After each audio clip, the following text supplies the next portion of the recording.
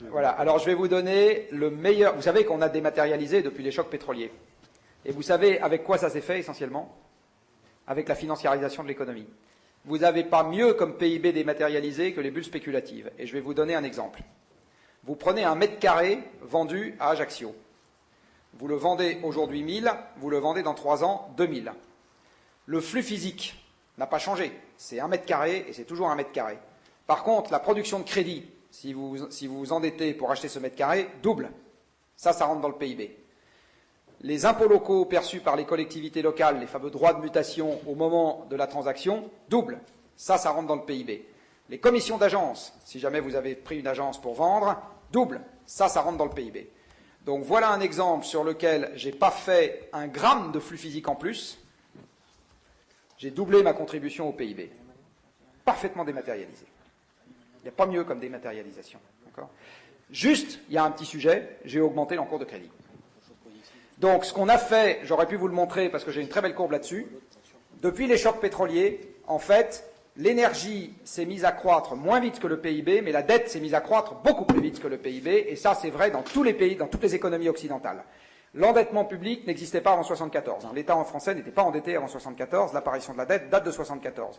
Donc l'endettement public et privé a augmenté dans toutes les économies occidentales depuis le choc pétrolier, et à chaque fois que vous avez une tension un peu plus forte sur l'énergie, l'endettement augmente un peu plus vite.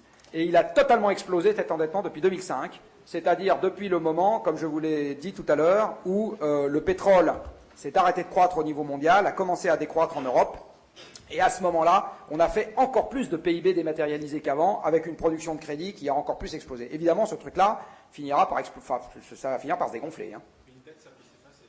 Oui, c'est très exactement. Alors, à mon avis, il n'y a que deux manières d'effacer une dette, hein. C'est l'inflation ou le défaut. Donc, il va se passer l'une des deux choses suivantes pour les gens qui ont des obligations. Je vous le dis, je vous l'écris. Inflation ou défaut.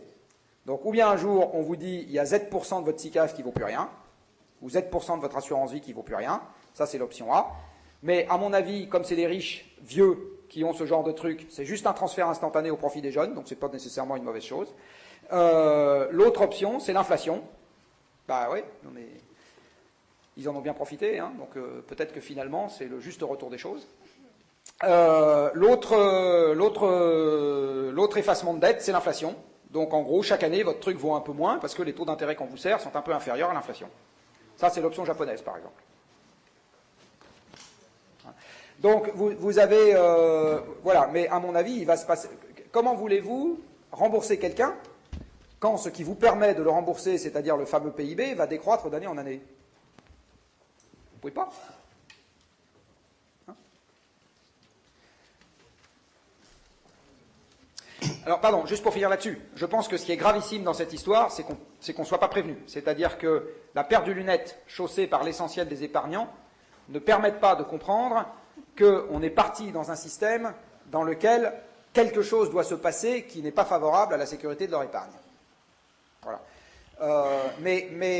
Donc ça, c'est emmerdant.